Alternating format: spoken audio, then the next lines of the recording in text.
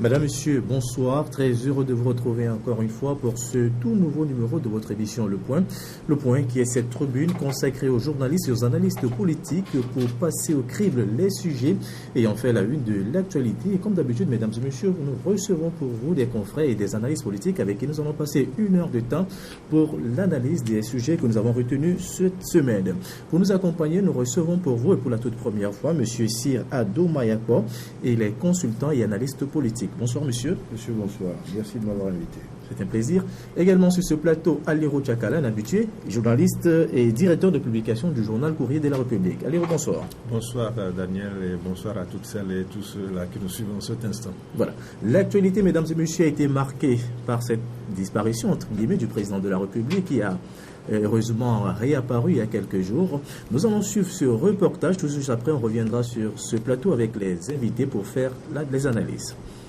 Pourquoi le gouvernement version Selom Komi Klassou a-t-elle autant de peine à se former? Cette question, bien de Togolais se la pose depuis la nomination du désormais ex-premier vice-président de l'Assemblée nationale en tant que Premier ministre en remplacement d'Artem Kwesi Selagodi Aoumezounou. Bien évidemment, certains tentent de lier cette lenteur constatée dans la formation du gouvernement à un silence observé de l'autre côté de la présidence de la République depuis près d'1 mois. Faure Gnassingbé n'est plus apparu publiquement depuis le 5 mai dernier, après sa prestation de serment. À mesure que les jours passent, ce que beaucoup sont tentés d'appeler disparition inhabituelle et qui a commencé à devenir inquiétante, a laissé place à de nombreuses rumeurs sur l'état de santé du président de la République. Ces rumeurs ont atteint un niveau exponentiel d'abord après l'absence le 2 juin dernier du chef de l'État à une conférence de presse organisée par la présidente de Lomé sur la question de la sécurité maritime. Ensuite, son absence notable à Johannesburg aux côtés de ses pairs pour le 25e sommet de l'UA, Union africaine.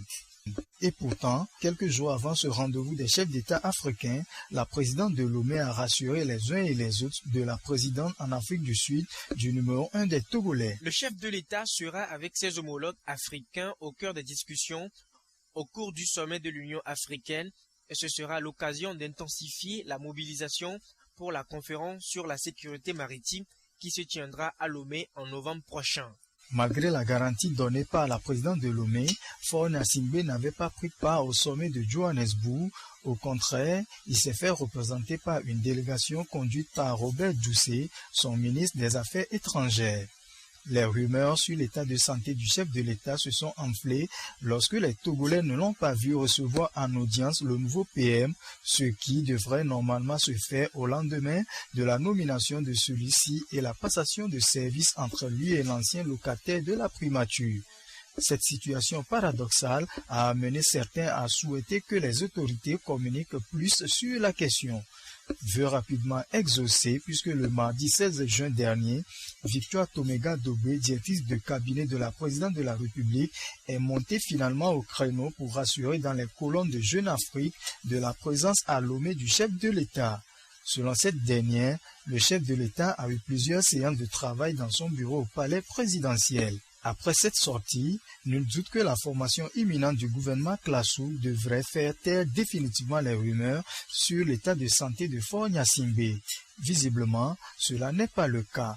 Plus d'une semaine après les propos de la directrice du cabinet, le chef de l'État est toujours introuvable à Lomé. Le gouvernement, quant à lui, peine à se mettre en place, rajoutant encore aux rumeurs.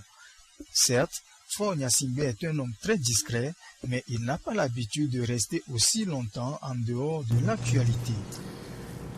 Voilà, retour sur ce plateau. Chers confrères, chers invités, vous venez de suivre le reportage. Le président est enfin réapparu pour une fois. Aliro Tchakala, ce silence a quand même sémé le trouble au sein de la presse togolaise.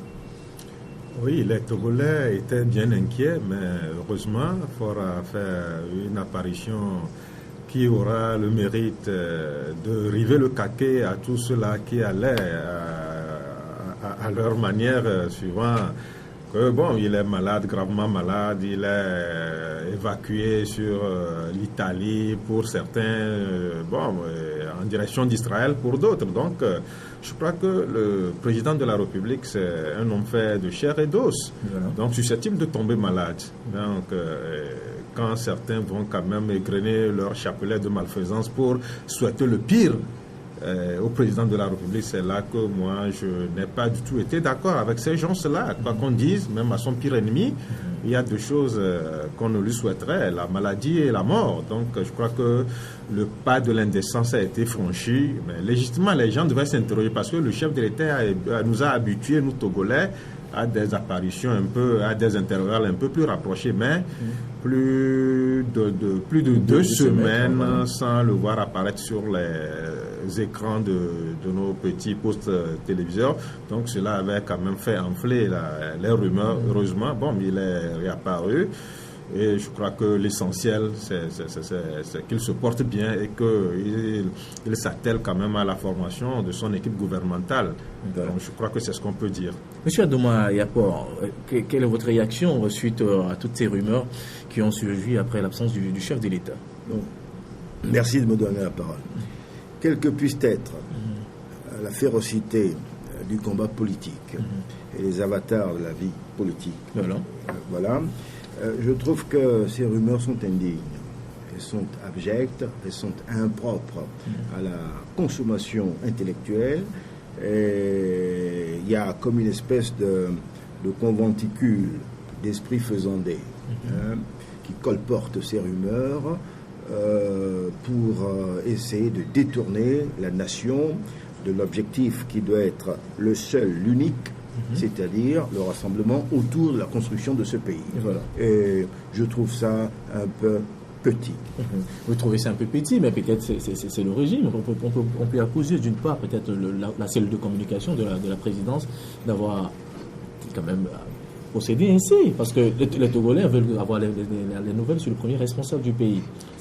Non, c'est tout à fait normal quand même que les Togolais s'intéressent de très peu à leur président de la République, surtout que nous venons de sortir d'une présidentielle qu'il a consacrée vainqueur et que sur le terrain, les nombreuses attentes attendent d'être soulagées. Donc, quelque part, si le chef de l'État a disparu des écrans radars entre griffes, là, je me dis que cela, si les rumeurs ont connu cette ampleur, c'est par rapport à un certain amour que les Togolais vouent à leur président de la République. Cela, ils sont minimes, mais ils sont infimes, quand même à souhaiter de bon cœur que l'irréparable arrive. Ils sont très infimes, ces gens-là. Donc, c'est ceux-là peut-être qui auraient échoué sur un terrain et qui souhaiteraient que cet irréparable-là survienne pour qu'ils rebondissent. Mais je crois que si bon nombre de Togolais vraiment voulaient voir leur chef de l'État et leur président de la République, c'est parce qu'ils attendent beaucoup de lui. Et que, c'est au Togo seulement que moi, je constate cet état de fait, que certains se mettent à jouir, à prendre leurs pieds parce que force serait malade. Ça frise un peu l'indécence, le ridicule, parce que c'est pas normal. Fort peut partir, mais qu'est-ce qui surviendrait après? C'est l'interrogation que certains esprits n'arrivent pas à se poser quand ils jouissent que non, Fort est malade bientôt, ça serait la catastrophe nationale bis. C'est indécent, c'est pas bien. Voilà, actuellement, tout le monde se préoccupe quant à la formation de la nouvelle équipe gouvernementale qui tarde depuis à se mettre en place. C'est préoccupant comme situation, M. Cyr. Oui, bon, la formation du gouvernement est un domaine réservé, dans des prérogatives réservées au chef de l'État. Bon, il faut considérer que s'il prend du temps, s'il met du temps avant de composer ce gouvernement, peut-être parce que il veut que ce gouvernement fût un gouvernement historique. Parce qu'il faut comprendre quelque chose, c'est que cette élection, ce mandat qui lui a été conféré par les Togolais, c'est un mandat historique. Historique, pourquoi? Pourquoi? Parce qu'à cause des aspirations sociales qui sont jointes à ce mandat, parce que c'est un mandat du cœur. Les gens, ils ont voté, il y en avait qui n'avaient plus d'espoir. Il n'y avait plus d'espoir. Il y en avait qui avaient des espérances, qui étaient déçus, etc. Donc, ils ont voté comme un seul homme. Qu'est-ce qu'ils attendent? Ils attendent que leur quotidien devienne quelque chose de plus concret. sur le plan de la santé, sur le plan du logement, sur le plan de l'éducation, dans des domaines sociaux, comme ça, des domaines sociaux. Bon, alors, si le président de la République prend le temps de composer son gouvernement, ça fait un peu long. Mais écoutez, il faut lui donner crédit qu'une fois que le gouvernement aura été composé, que ce serait un gouvernement historique. Parce qu'il ne s'agit pas, ce que j'entends ici et là, qu'il faudrait que ce soit un gouvernement de technocrates. Il faut expliquer aux Togolais ce que ça veut dire, la technocratie. Est-ce qu'on peut associer la technocratie au social? Non. Ça ne fait pas bon ménage. Non, ça ne fait pas bon ménage.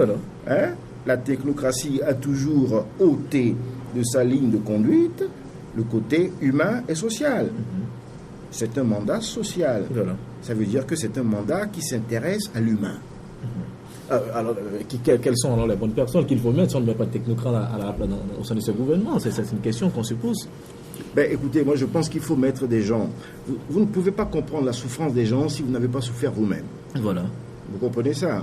Si vous n'avez jamais souffert, vous ne pouvez pas comprendre ce que ça veut dire que de souffrir, la souffrance. Vous ne pouvez pas comprendre ça. Il faut mettre des gens qui vivent aussi ou qui ont vécu, qui ont touché du doigt un peu de souffrance. Sinon, vous ne pouvez pas comprendre. Il faut mettre des gens qui sont, je dirais, des fous pensants. Des gens qui sont là, qui pensent, qui imaginent le lendemain, demain pour les Togolais. Il faut imaginer quelque chose comme ça. Si vous mettez des technocrates, mais c'est très bien. Technocrate dans telle discipline, bon, qu'est-ce qu'il va faire? Est-ce qu'il va inventer quelque chose pour le quotidien, pour le social? Je ne sais pas, je me pose des questions, mais bon, enfin, je ne suis pas président de la République, ni Premier ministre. Voilà. Les défis à relever sont immenses, sont nombreux, notamment dans le domaine social. Comme le président de la République l'a dit, ce mandat est un mandat social. Il faut résoudre le problème de la santé, des enseignants. Il y a plein de choses à faire à l'Irutchakala.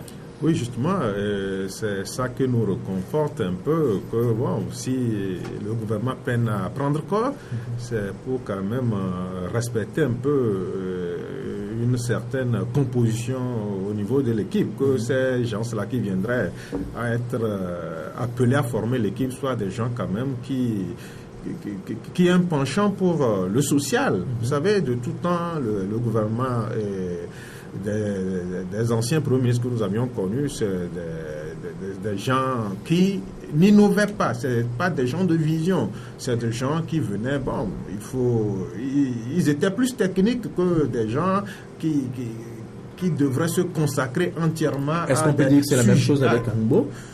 Oui, Humbo était venu dans une situation. Le pays était carrément à terre. Il fallait relever l'économie. Il fallait quand même renouer avec les partenaires au développement. Voilà. Et c'était la mission qui était assignée à Humbo. Je crois qu'on a franchi ce cap. Et maintenant, ce troisième quinquennat qui s'annonce, c'est un quinquennat social. Vous avez vu un peu ce qui avait lieu avant même la présidentielle. Oui. Les mouvements sociaux, les enseignants par ici, les agents de santé par là. Je crois que si aujourd'hui les Togolais ont accepté de reconduire le chef de l'État à ses charges, à ses fonctions, c'est pour que celui-ci puisse se pencher sur ces problèmes-là. C'est là l'essentiel. C'est pourquoi beaucoup disent que ce mandat-là doit être un mandat social. C'est-à-dire que l'homme doit être au centre de toutes les préoccupations du gouvernement togolais. Et on ne voudrait pas ces ministres-là qui viennent tout le temps ronronner que non, et sur instruction du chef de l'État, si et ça. Oui, le chef de l'État veut qu'il fasse, qu'il apporte un plus pour améliorer le vécu des quotidiens. Donc si eux-mêmes, ils ne sont pas des gens qui innovent, ils ne sont pas des gens qui créent, ils ne sont pas des gens qui ont une fois dans leur vie goûté à la souffrance, et qu'ils auraient répondre quand même aux nombreuses attentes de la population. Pas du tout. Donc je rejoins M. Cyr en disant que s'il y a échec, peut-être c'est que le gouvernement aura été mal ficelé, parce qu'on n'a pas choisi des gens à coloration sociale pour répondre aux attentes sociales qui se font grandes sur le terrain. Voilà, mais c'est difficile au vu de la situation sociopolitique du Togo, hein, M. Cyr. Oui, je voulais rebondir d'abord, voilà. Voilà. Ceux qui pensent dans l'ombre que le président de la République, qui souhaite l'échec du président de la République, en réalité, ce ne sera pas l'échec du président de la République. Ce sera l'échec de la nation tout entière. S'il échoue, mais vous croyez que les gens qui souffrent ils ne vont pas plus souffrir.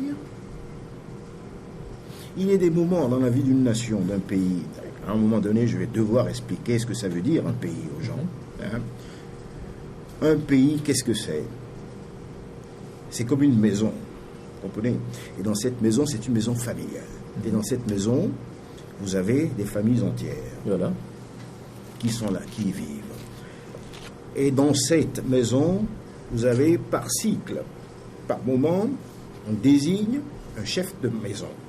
C'est-à-dire quelqu'un qui est là pour représenter toutes les familles, toute la maison, pour construire cette maison qui ne finit jamais d'être construite. Oui. Vous comprenez? Toujours. Sinon, il n'y aurait pas de civilisation qui perdure depuis 5 000 ans. Donc, cette maison, elle est toujours en continu en matière de construction. On désigne quelqu'un, que vous soyez pour lui ou que vous soyez contre lui, oubliez ça. Ce qu'il faut, c'est le destin commun de la maison. C'est ça, un pays.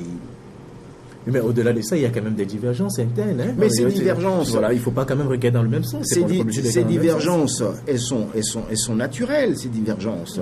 Parce que tout le monde ne peut pas penser de la même manière. Mais dès lors que quelqu'un fut désigné pour construire cette maison, écoutez, tout le monde se met derrière cette personne, même s'il y a des divergences. Mais oui, mais monsieur le président de la République, vous êtes chef de la famille, chef de famille, vous êtes l'architecte en chef, donc nous, on ne veut pas que ce mur soit porté ainsi, donc il faudrait... Bon, tout ça, ça se passe dans le dialogue.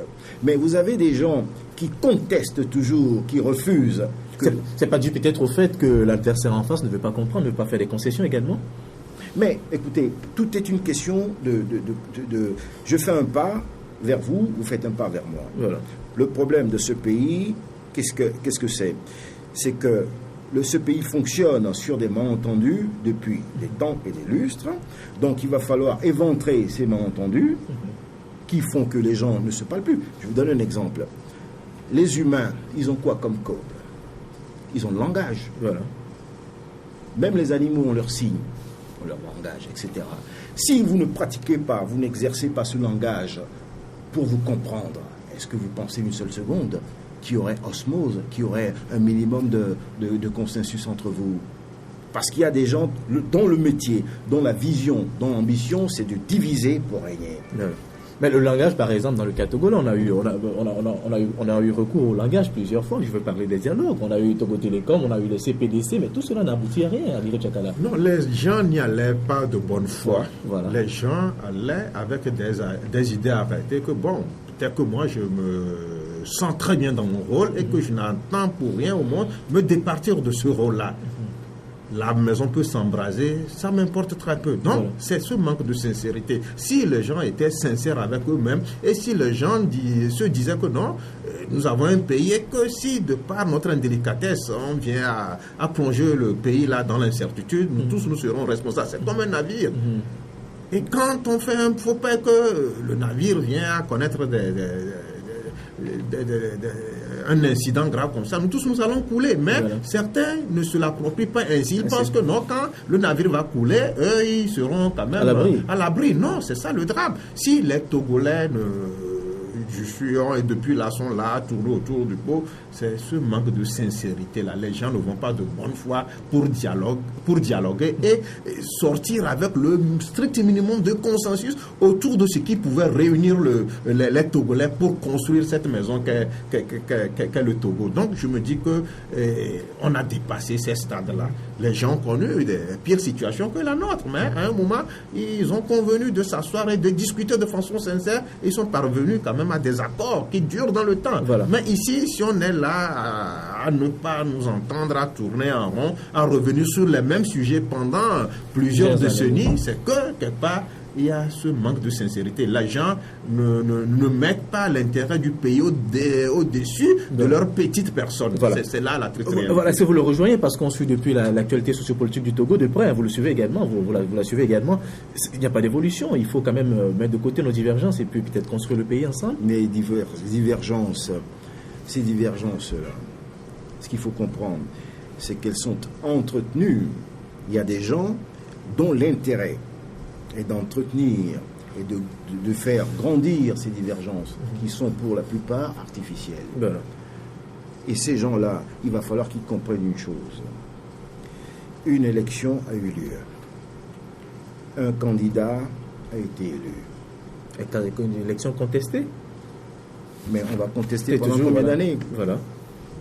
Ça fait 25 ans qu'ils contestent. Mais vous dites, vous ne voulez pas... Ils ont proclamé pendant les lustres qu'ils n'iraient pas à cette élection. Ils y sont allés. Pourquoi sont-ils allés? Je n'en sais rien. S'ils y sont allés, c'est parce qu'ils ont considéré qu'il y avait toutes les conditions réunies pour qu'ils y aillent. Les conditions n'étaient pas réunies. Parce que quand on dit que Là, le fichier... faut s'abstenir, on n'y est Quand pas, on dit on n'est pas que allé. le fichier n'est pas bon, mais il est consensuel, Mais ce c'est pas- fichier, ils ont fait venir des experts de la francophonie qui ont fait leur travail. Et je rappelle que tous les délégués de tous les partis concernés par cette élection présidentielle ont apposé leur signature. D'accord? Vous apposez votre signature, après vous contestez. Et vous appelez les gens à manifester des choses comme ça. Mais le problème n'est plus là. Dans ce cas, il ne fallait pas y aller. Vous y êtes allé. Vous avez perdu. Maintenant, qu'est-ce que vous faites? Vous contestez. Mais est-ce que vous palpez un peu la souffrance des gens? Vous croyez que les Togolais, leurs problèmes, ce sont les histoires de réformes constitutionnelles sans arrêt aboyées? Oui, c'est quand même important. C'est important. C'est important. Chaque chose en son temps. C'est ça qu'il faut qu'ils comprennent. Il faut qu'on se rassemble. Il faut qu'on soit tous unis autour d'un destin commun, c'est-à-dire d'une ambition commune. Parce que, qu'est-ce que vous voulez? Ceux qui colportent ces rumeurs de la mort du président de la République, qu'est-ce qu'ils voudraient? C'est un coup d'État spirituel, humain? C'est ça qu'il faut expliquer aux gens. Vous croyez que les gens, chez eux, ce qui leur convient, c'est quoi? C'est de penser à l'école de leurs enfants, pendant les lustres, les portes des écoles. Mais cela est entretenu par le régime en place. Moi, je pense que c'est... Mais ça, c'est un problème de dialogue qu'il va falloir qu'ils investissent et qu'ils créent. Je ne suis pas tenant des institutions. Et ce qu'il faut, c'est qu'il faut renouer le dialogue. En politique, tous les coups sont permis. C'est de bonne guerre. Mais le propre d'un homme d'État, c'est quoi? C'est de se mettre au-dessus de tout cela. Pourquoi? Pour embraser les esprits, pour leur dire, voilà, écoutez, ce qui compte chez un homme, c'est quoi? C'est son esprit, c'est son âme. C'est ça qu'il faut. Il faut avoir le sens de la patrie. Et moi, j'en ai assez que les gens ici viennent perfuser les diffusions, des divisions, etc., pour essayer de constituer un bloc de résistance qui ne dessert que les intérêts du peuple. Voilà. Allez, Tchakala, réaction? Non, je suis parfaitement d'accord avec le grand frère Cyr, parce que à l'entendre parler, c'est quelqu'un qui exprime un certain ras-le-bol, une certaine lassitude par rapport à la situation qui prévaut sur le terrain. Et les deux partis sont contents de cette situation. Oui, mais à un moment, je crois que c'est vrai, les deux partis sont responsables de cette situation, mais s'il faut faire la part des choses, il y a certains qui se complaisent à ce que cette situation-là soit telle qu'elle, voilà, que les lignes ne bougent pas. Donc, des gens qui ont accepté d'aller à une élection sur des bases entre griffes quand même saines, parce qu'ils ne seraient pas allés s'il n'y avait pas une amélioration du fichier. Ouais. Ils étaient allés avec, au bout du fil, cette volonté-là de faire un bon score. Ils ne l'ont pas fait. C'est la même chose qui avait prévalu en 2005 et 10. En 10, nous avons marché, nous avons pris 5 ans pour marcher. Et aujourd'hui encore, vu l'échec qui est au rendez-vous, on veut encore instrumentaliser le peuple pour marcher. À quelle fin? Non, on ne va pas construire le pays comme ça. L'opposition, c'est que la construction de ce pays-là n'incombe pas seulement au parti pouvoir. Voilà. C'est l'affaire de toutes les filles et tous les fils de ce pays. C'est pas aujourd'hui ceux-là qui disent que non, bon, on attend le président de la République au carrefour, puisque c'est le seul comptable devant le peuple. Mais lui, il est là. S'il échoue, la répercussion sera plus fatale au peuple qui se cherche qu'à Fort Gnassingbé. Donc c'est ça qu'on doit prendre en compte pour l'aider comme une chose. Il faudrait une opposition constructive. C'est vrai. Et le grand frère Cyr disait tantôt que il ne voudrait pas que tous les Togolais voient dans la même direction, regardent dans la même direction, comme ce fut le cas il y a 25 ans en arrière. Mais il voudrait quand même que ceux-là, les Togolais, apportent une critique positive. Il y a ici, il y a ça qui ne marche pas à la tête du pays.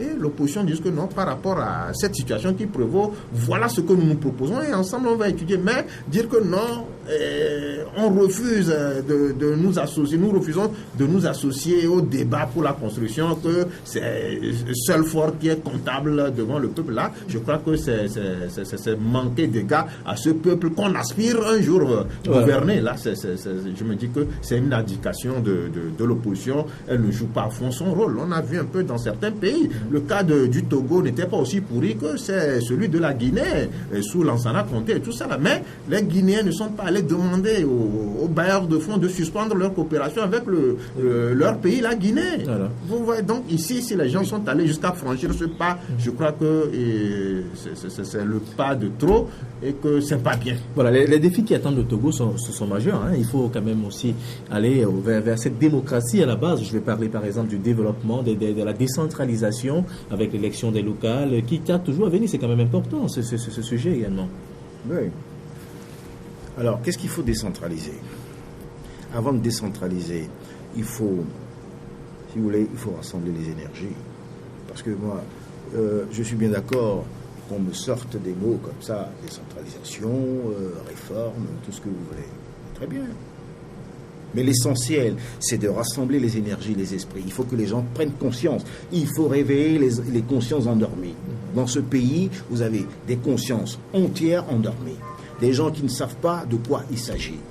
C'est ça le problème. C'est pas les histoires de décentralisation, de réforme, etc.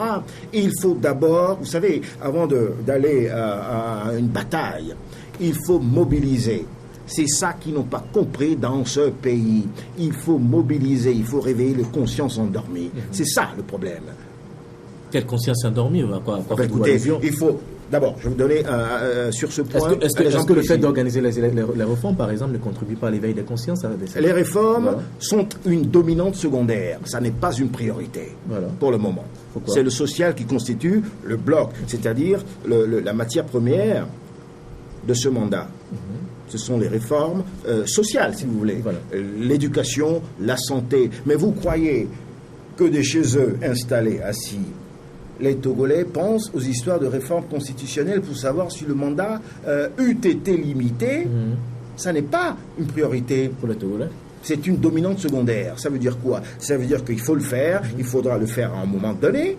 On ne peut pas y échapper. Il faut d'abord répondre aux aspirations du peuple. Mais bien entendu, tous ceux qui prétendent le contraire n'ont rien compris de façon définitive à ce qu'est l'État et à ce que sont les aspirations d'un peuple. Il va falloir qu'ils comprennent une chose. Dans une nation est constituée d'un peuple. Vous comprenez? Et ce peuple, et les peuples, qu'est-ce qui se passe chez eux? Ce sont des gens comme vous et moi, qui ont des cœurs et des cerveaux, qui ont des souffrances, qui sont inondés de souffrances. Alors, il va falloir, le rôle de la politique, c'est quoi? Quand vous avez quelqu'un qui tombe malade, ou qui est frappé d'une certaine forme de souffrance, de douleur, vous faites quoi? Vous cherchez à consoler cette personne. Vous la consolez avec des mots. D'abord, si vous lui apportez un paquet de bonbons, vous pensez consoler cette personne? Non. Vous la consolez avec des mots. C'est-à-dire, vous lui dites, ça ira mieux, etc., ainsi de suite. C'est ça, la politique. Ceux qui sont, comme disait De Gaulle, qui sautent sur leur chaise en criant comme un cabri, etc., réforme constitutionnelle, mais vous pensez qu'est-ce qu'ils veulent? Ils veulent devenir président. Mais c'est le but de la politique. Mais le but non, ça n'est pas le but de la politique. Non. Quand nous prenons tous les partis politiques au pouvoir, tous les partis politiques de l'opposition, ils aspirent mais vous parlez d'une opposition. Est-ce que vous avez, monsieur, identifié une opposition dans ce pays? Il y a plusieurs partis politiques de l'opposition. Donc c'est une nébuleuse. Pourquoi parlez-vous de nébuleuse? Je parle de nébuleuse pourquoi? Vous savez, un pays qui fait 57 000 km² et qui est constitué de plus de 100 partis. C'est ça l'opposition? qu'est-ce qu'ils ont comme programme idéologique, philosophique. Attends, maintenant on va devenir sérieux dans ce pays. Pour faire de la politique, il faut avoir une trame philosophique du type de société qu'on veut.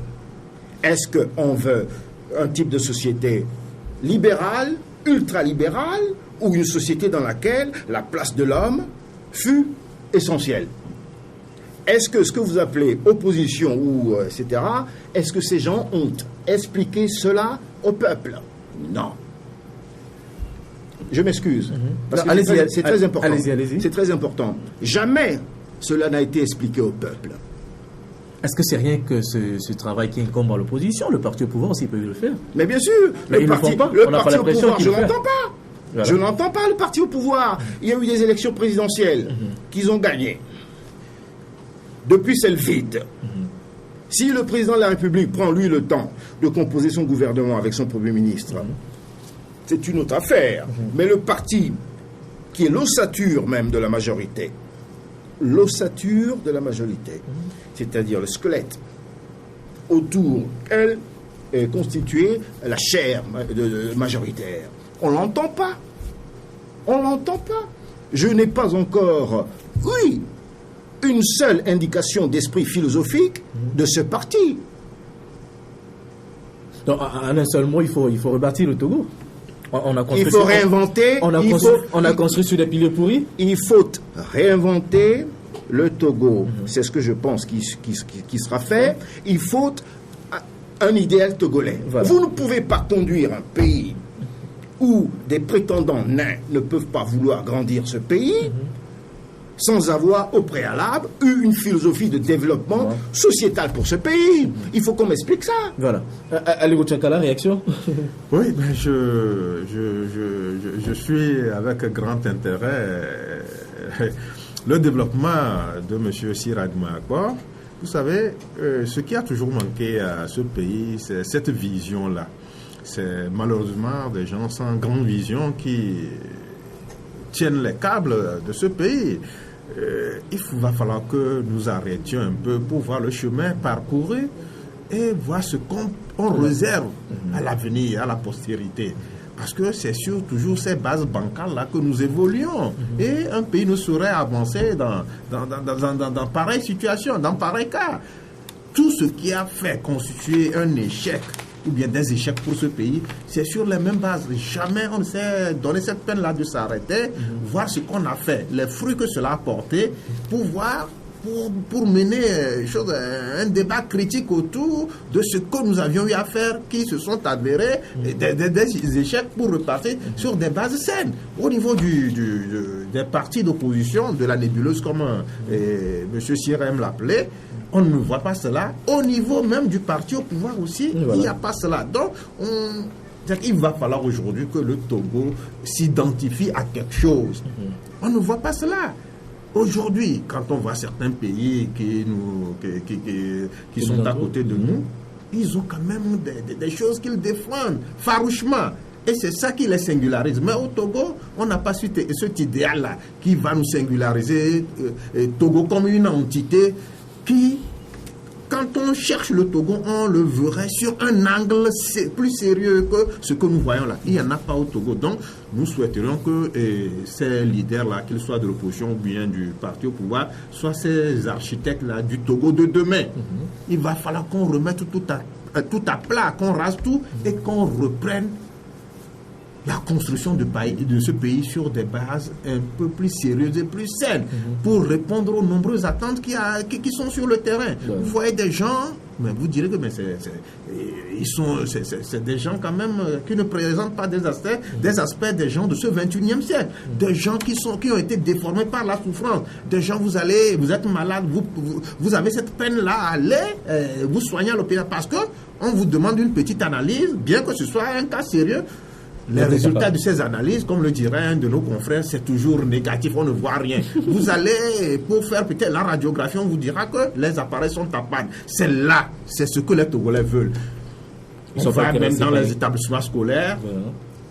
les enfants sont assis 4 ou 5 par banc. C'est ça le défi qui attend le chef de l'État. Et cela n'incombe pas au chef de l'État. Il va falloir que l'opposition aussi soit constructive, qu'elle mette la pression, une pression responsable, bien entendu, sur le chef de l'État pour que les questions qui ont trait au côté social puissent être quand même débattues avec responsabilité pour que le Togo sorte de sa situation. Le Togolais, quand tu le vois,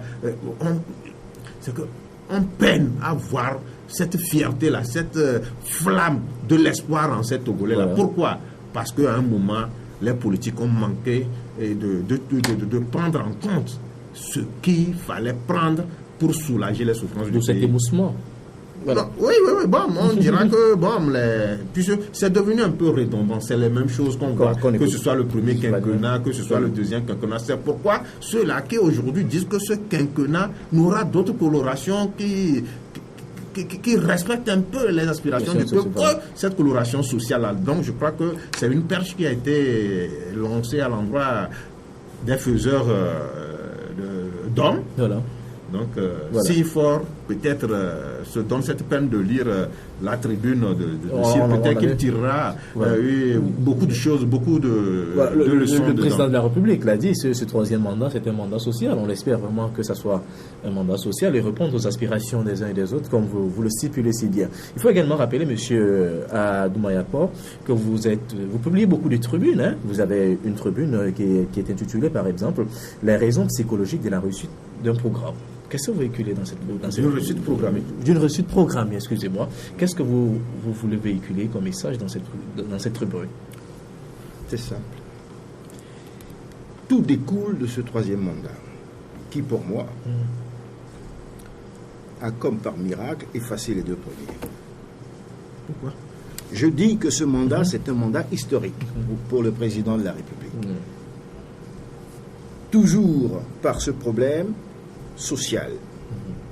Si demain les gens pouvaient aller à l'hôpital sans se faire raqueter avant de se faire soigner, si demain les gens, un jeune, pouvait prétendre à un logement et qui ne se soit pas tondu par des démarcheurs et des propriétaires qui lui demandent 1 an, voire 2 ans. Mais comment voulez-vous que dans une société, on demande à un étudiant ou à quelqu'un de payer 1 an, 2 ans de caution?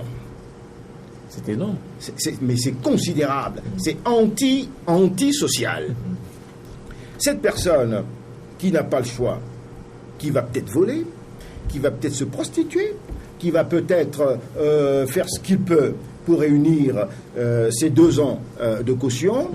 Une fois qu'il aura apporté sur un plateau d'argent cette caution constituée d'1 an ou de 2 ans ou d'effort ou de vol ou de prostitution, vous comprenez?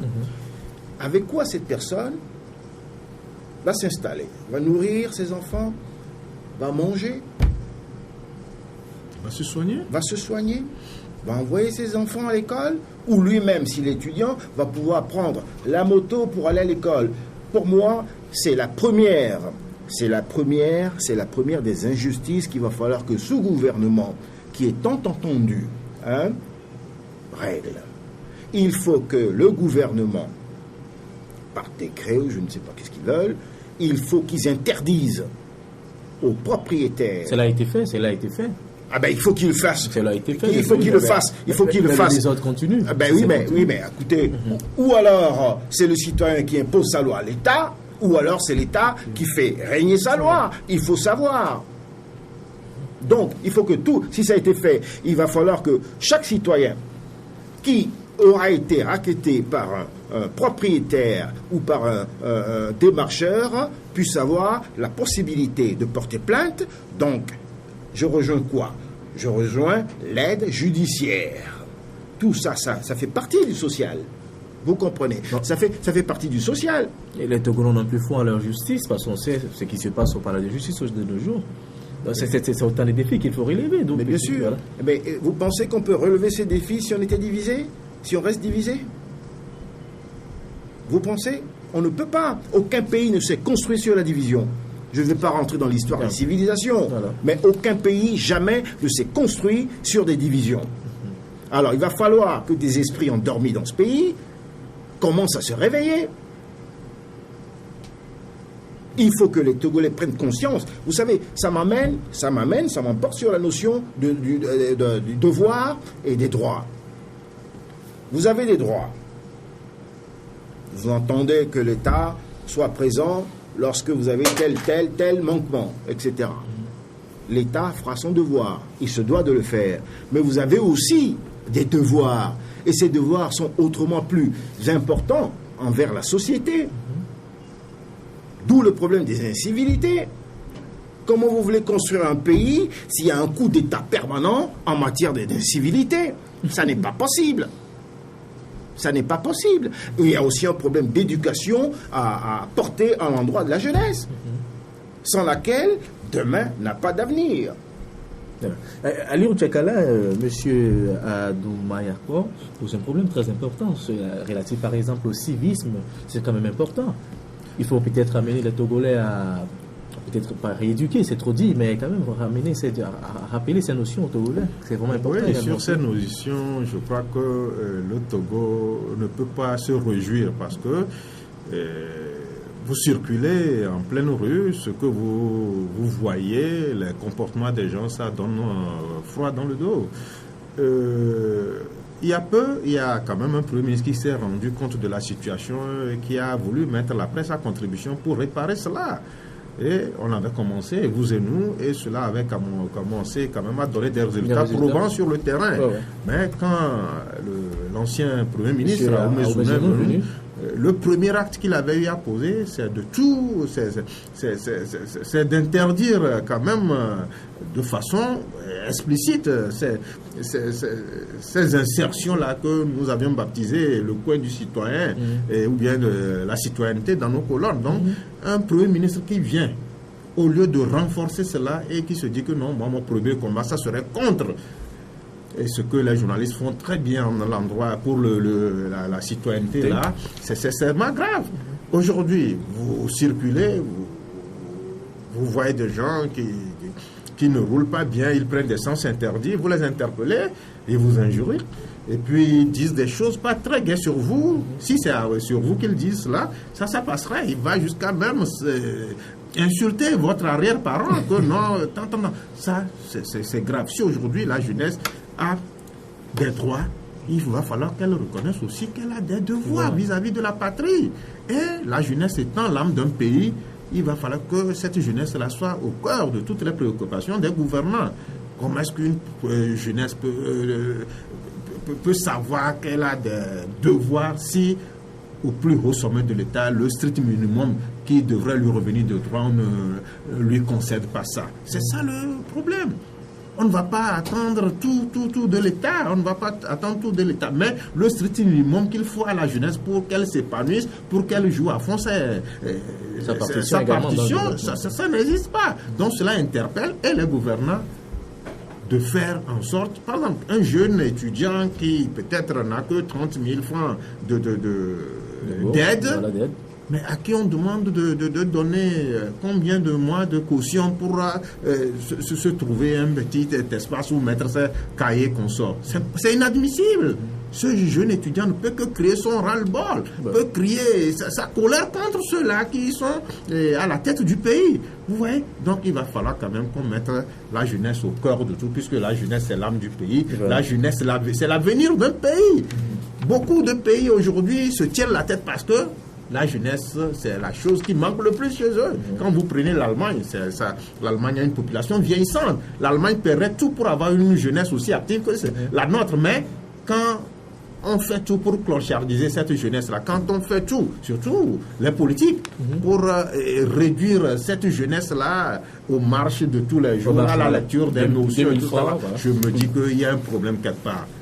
Voilà. Il va falloir quand même qu'on repense un peu cette jeunesse-là. Qu'est-ce qu'on veut de la jeunesse togolaise de demain? Voilà. C'est ça. Réaction, monsieur Cyr? Mais écoutez, je suis absolument d'accord avec lui. Je suis absolument d'accord avec lui parce que on a des devoirs, on a des droits, mais on a surtout des devoirs. Parce que si vous abîmez votre pays, vous l'inondez d'incivilité, est-ce que vous-même, en sortant de chez vous, où vous risquez de glisser, de tomber sur des papiers, des sacs en plastique. D'abord, est-ce que c'est beau? Est-ce que ça se fait? Il faut avoir le sens de la patrie. Que les jeunes n'ont plus, que beaucoup n'ont plus. Tellement ils pensent à autre chose, tellement ils ont été divisés dans leur tête, tellement ils sont inondés de souffrance. Voilà. Alors, il faut rassembler tout ce monde qui constitue absolument la colonne vertébrale de cette nation. Il faut remobiliser les esprits, il faut leur expliquer. Vous savez, dans une nation, quand je le dis, il y en a beaucoup qui rigolent, parce que je sais bien que ça n'est pas de pratique ici. Vous savez, il y a deux mots. Il y a les mots et le verbe. Vous savez, les mots, c'est avec des mots que vous expliquez aux gens les mesures peut-être difficiles que vous serez amenés à prendre. Tous les peuples, mais tous les peuples du monde ont toujours vécu toutes les politiques de redressement comme une violence qui leur est faite. Vous connaissez, vous, un peuple dans ce monde qui est fier de payer des impôts? Ou à qui on demande de payer telle patente, etc. Il le fait, mais il n'est pas content. Donc il vit tout ça comme une violence. On le viole, hein? On lui fait du mal. On l'agresse. Vous comprenez? Si vous n'avez pas des mots, des gens capables de donner un sens aux mots, des gens capables d'avoir des verbes puissants qui puissent atteindre les cœurs, ce que je n'ai pas encore vu. Peut-être allons-nous l'inventer. Hein? Vous croyez que les gens vont comprendre les politiques que vous leur appliquez? Est-ce que vous croyez que les gens vont être là? Ben oui, mais le gouvernement est en train de nous construire une politique sociale, ça va aller mieux demain, etc. Mais non. J'attends que ce gouvernement, dont je suis absolument positionné de très loin, puisque je ne sais pas ce qui se passe, et ce n'est pas mon rôle d'ailleurs, que dans ce gouvernement, ils auront au moins l'inspiration divine de porter quelqu'un qui puisse aller dans toutes les maisons, dans toutes les maisons, partout, du nord où que vous voulez, pour expliquer aux gens, voilà, ça va être peut-être difficile, ça va prendre peut-être 2-3 ans, mais les choses vont aller mieux. Il faut expliquer aux gens, il faut être capable de rentrer chez les gens, frapper à leur porte. Il ne faut pas rentrer par effraction. Il faut rentrer chez eux, sous réserve d'avoir été autorisé à le faire, pour expliquer, bon voilà, telle mesure qui est en préparation, elle va dans ce sens. Elle va vous permettre de... Écoutez, si moi je ne vois pas ça dans le gouvernement, malgré toutes les volontés rassemblées, je me dis qu'il y aura un petit problème. C'est-à-dire que le peuple ne comprendra jamais la politique sociale qui sera suivie. Il faut lui expliquer. Oui. On nous parle de communication, je suis désolé, parce qu'il y a une confusion généralisée dans ce pays en matière de communication. Mais que ça veut dire quoi, la communication? Voilà. Pourquoi parlez-vous de confusion? C'est une confusion. Voilà. On me dit, mais oui, mais le Premier ministre, son service de communication, mais le service de communication, ça n'est pas le service de communication du président de la République ou du Premier ministre qui va expliquer aux gens les mesures. Les services de communication, ils sont là. Bon, c'est au gouvernement de défendre sa politique. Mais c'est au gouvernement, mais il faut une voix. Pourquoi De Gaulle avait-il Malraux? Je peux vous en donner des exemples comme ça. Il faut une politique d'expansionnisme de la parole. C'est ce que le peuple demande, c'est ça que... Mais le peuple demande. Mais vous savez, il y a beaucoup de sourds. Allez, Ro, on va continuer toujours dans cette même lancée, toujours avec le volet social qui est vraiment important pour le président de la République. On a parlé des hôpitaux, on a parlé peut-être même des soins avec les hôpitaux. Il faut aussi l'éducation. Cette année, on a vu... On a connu beaucoup de participation dans le secteur de l'éducation et les examens se déroulent actuellement. On a fini avec le bac et le CEPD il y a quelques semaines également. Les élèves se sont plaints un tout petit peu, parce qu'ils s'attendaient à être interrogés sur les 3-4 premières matières, mais ça n'a pas été le cas. Je ne sais pas si vous avez eu écho de cela. Oui, les parents ont retenu leur souffle pendant longtemps, mais Dieu merci. Les examens sont en train de se dérouler, mais ce qui est un peu dommage, c'est que ce problème-là, qui est un peu mis l'éducation sans dessus, cette année ne date pas d'aujourd'hui ni d'hier. tous les années, c'est devenu... si ça ne se passe pas comme ça, de cette façon, l'accouchement difficile de la rentrée, et puis quand on commence, on fait une semaine de cours, on fait 3 semaines de grève, c'est la mode maintenant. Si ça vient changer, ça veut dire que c'est pas normal. Mais nous voudrions maintenant que ça change. C'est vrai, les parents qui ont investi beaucoup pour quand même amener leurs enfants à l'école, Dieu merci, on est en train d'avoir les fruits avec les examens qui se passent, mais est-ce que les cours ont été faits comme il se doit? Est-ce que les gens, les établissements sont arrivés quand même à terminer le programme qui leur était consacré? Non, pas du tout. Vous savez, tous ceux-là qui sont allés à ces examens reviennent en disant que, ah tiens, on a eu à leur demander des choses qu'ils n'ont jamais vues. C'est normal qu'ils ne voient pas. Une année qui compte 9 mois. Mais l'année n'a duré que peut-être à peine 3 mois, s'il faut voir les choses de très près. Et vous pensez quand même rendre service au pays, parce que la jeunesse aujourd'hui, elle n'a pas les BABA, elle n'est pas outillée pour assumer les responsabilités. On dit que le niveau se dégrade. C'est tout à fait. Et puis, c'est ceux-là qui sont en charge de l'éducation qui créent cette situation malheureuse. Des gens qui viennent et qui ne respectent pas les enseignants. Le peu que les enseignants demandent pour qu'ils soient performants devant les élèves, on leur refuse cela. Et quand ces enseignants dépassés passent par la grève, on dit qu'ils sont manipulés. Manipulés par qui? Par qui, on peut nous le dire? On dit qu'ils sont manipulés, on ne nous a jamais dit qui les manipule. Il va falloir quand même qu'on mette à profit ces vacances-là qui s'annoncent, pour quand même revoir un peu ce qui mine dangereusement le système éducatif du Togo et apporter les solutions. Elles peuvent être les plus radicales, mais pour qu'on n'assiste plus à ce que nous avions eu à connaître pendant au moins 3-4 ans déjà.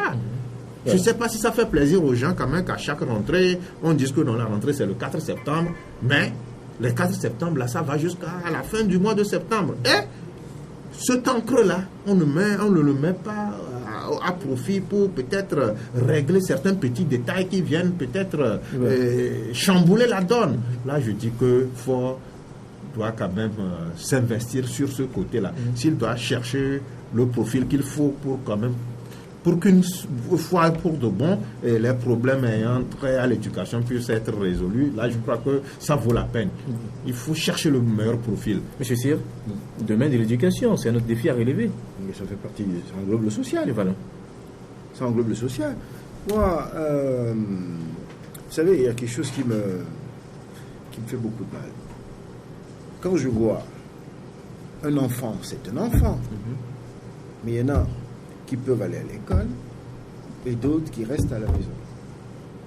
C'est pas injuste ça. C'est pas injuste ça. Il y en a qui vont à l'école, il y en a qui n'y vont pas. Parce que les parents sont nantis, on peut les envoyer dans des écoles confessionnelles où, bon, souvent, ces problèmes de grève-là n'impactent pas. Effectivement. C'est pour ça qu'il faut absolument privilégier le dialogue afin d'en tirer une solution qui puisse permettre à ces enfants d'aller normalement à l'école. Je l'ai vu, de mes yeux vus, des enfants qui étaient supposés observer leur entrée à une date donnée et qui n'ont fait que 2 mois, 3 mois plus tard. Est-ce que c'est pas injuste? Est-ce que ça ne doit pas nous empêcher de dormir? Après tout, où allons-nous? D'où venons-nous? Où est-ce que nous allons? Nous finissons où? C'est pour ça que je demande, que je dis que l'essentiel, c'est la place de l'homme dans cette société. C'est ce qui compte le plus. Je vous en prie, c'est ça l'essentiel. C'est ça l'essentiel. Voilà. Tout le reste. Voilà, j'aimerais qu'on revienne sur une autre de votre tribune intitulée J'accuse. J'accuse. C'est vrai. J'accuse. J'ai fait cette tribune parce que c'est encore une des tares de notre société ici, c'est que nous avons des morts. Bien sûr, je suis un mortel. Vous l'êtes tout autant. Nous le sommes tous. Et ainsi nous allons de façon inhumaine. Moi, quand j'ai je suis venu avec mes frères et sœurs enterrer mon père. Jamais, une seule seconde, jamais, je n'avais imaginé que finalement, j'emportais mon père dans une poubelle. Dans une poubelle. Pourquoi poubelle? Pourquoi poubelle? Mais le cimetière de Bébouta, qu'est-ce que c'est d'après vous? C'est inhumain, c'est abject. Si les morts pouvaient de leurs yeux disparus, de leurs yeux disparus, de leur bouche évanouie, voir, entendre, de leurs oreilles complètement fini ce spectacle, je pense que même Dieu nous en voudrait. Vous avez des gens d'une inconscience absolument clinique qui sont là, qui disposent de moyens suffisants pour respecter et faire respecter la mémoire de nos chers disparus et qui sont ainsi à faire toutes mais les saletés possibles sur les tombeaux de nos chers disparus. Est-ce que c'est normal? Est-ce que vous pensez que ceux qui sont morts, eux, ne sont plus des Togolais? Ce sont des morts, ce sont des disparus de nationalité togolaise, ce sont des humains. Ce sont des humains. C'est pour ça que j'ai fait cette tribune, pour dénoncer cet état de choses. Voilà. Ça n'est pas possible. Ça n'est pas possible. Un peuple qui oublie ses morts est un peuple fini. Voilà. Allez, qu'est-ce que je peux dire par rapport à cette envolée lyrique du grand frère Cyr? Il a bien résumé. Moi, j'ai eu cette chance-là d'avoir relayé dans mes colonnes cette tribune que beaucoup ont appréciée. On est en train de faire doublement mal à nos illustres disparus. Risquer un peu le pas en direction de nos cimetières dits municipaux, en lieu et place d'un endroit, des endroits bien entretenus, bien soignés. C'est tout un dépotoir que vous retrouverez là-bas. Les gens vont déverser leurs ordures ménagères à ces endroits-là. Qu'est-ce que nous m'aurons fait pour mériter un tel sort, un tel supplice? On a franchi le cap. Certains, ceux qui s'adonnent à corps joie à cette situation-là, ont cessé d'être de cette race humaine. Même les bêtes, certaines fois, ont besoin quand même d'un endroit décent. Mais si c'était bien ces ordures-là qu'on va déverser au niveau des cimetières, si c'était bien, on devrait les garder dans nos maisons, dans nos habitations. On devrait cohabiter avec ces immondices-là. Pourquoi on opte de les transporter vers ces endroits-là? Je crois qu'il y a des services quand même spécialisés pour entretenir ces lieux qui manquent de le faire. Il y a des services décentralisés de la délégation spéciale qui regardent ça et apprécient le triste spectacle sans lever le petit doigt pour condamner cette situation. Voilà. Pour lever le petit doigt ou bien sortir un petit communiqué pour interdire cette situation. Là, je crois que nous-mêmes, nous sommes des morts en sursis. Voilà. Notre fin, c'est à ces endroits, c'est à ces mêmes endroits. Si aujourd'hui on ne discipline pas la chose, demain, le même châtiment nous sera réservé. Donc je crois que les autorités sont interpellées, les petites associations qui opèrent dans le domaine des traitements des ordures ménagères ont tout à gagner en rendant ces endroits-là propres en faisant de ces endroits-là leur dépotoir. Voilà, on va peut-être vous permettre de placer un dernier mot avant peut-être de rendre l'antenne. Oui. Peut-être bien guise de résumé, des conclusions. Voilà, alors il y a quelque chose qui me tient à cœur. Je voudrais adresser à l'endroit de mes concitoyens un message d'espoir, parce que c'est ce qui compte le plus. Quelle que puisse être leur souffrance, il ne faut jamais perdre espoir. Et nous sommes à un moment absolument considérable, essentiel de l'histoire de notre pays, où il faut se rassembler. Rassemblons-nous, essayons chacun de son côté d'avoir une conscience très élevée de la destinée de ce pays. Oublions les divisions. Je demande à mes concitoyens de ne plus se laisser être les otages des anesthésistes de la conscience. Absolument. Il faut absolument, une bonne fois pour toutes, refuser d'être l'otage de ces anesthésistes. Pour qu'ensemble, nous tirions dans la même direction, même si elle est provisoire. Tirons dans la même direction. Pour atteindre la cible. Pour atteindre la cible. Ayons une ambition commune. Et croyez-moi, le président de la République, que je ne connais pas, est président de la République. C'est lui qui a été élu. Alors pourquoi voulez-vous à chaque fois contester, l'empêcher? Parce que si vous l'empêchez, c'est pas lui que vous empêchez. Vous croyez que le président de la République, lui, si vous l'empêchez, bon, il ne pourra pas faire son travail, mais qui va souffrir le plus? C'est vous. Voilà. Donc, soyez unis, refusez les divisions, soyez tous unis, allons tous dans le même sens pour avoir le souci de l'intérêt général. Parce que je vous dis une chose, il y a eu une métamorphose qui s'est faite, il y a eu comme une mutation qui s'est faite, j'en suis convaincu, dans la tête du président de la République, pour que désormais, c'est son mandat, c'est le plus important de sa vie. Ce mandat, c'est le plus important. Alors, je vous demande, tout le monde, allons-y, soyons unis, quelles que soient nos différences d'opinion. Voilà. Merci à vous. Je vous remercie. Adouma Yakwa. C'était un plaisir de vous avoir sur ce plateau et compte tenu de la qualité des échanges. Je vous remercie. Il faut rappeler que vous êtes consultant et analyste politique. Merci également à vous, le directeur de M. Aliro Tchakala, directeur de publication du journal Courrier de la République. Merci à la maison de nous avoir suivis. On se retrouve la semaine prochaine, même heure, même chaîne, pour un tout nouveau numéro de votre émission Le Point. Au revoir.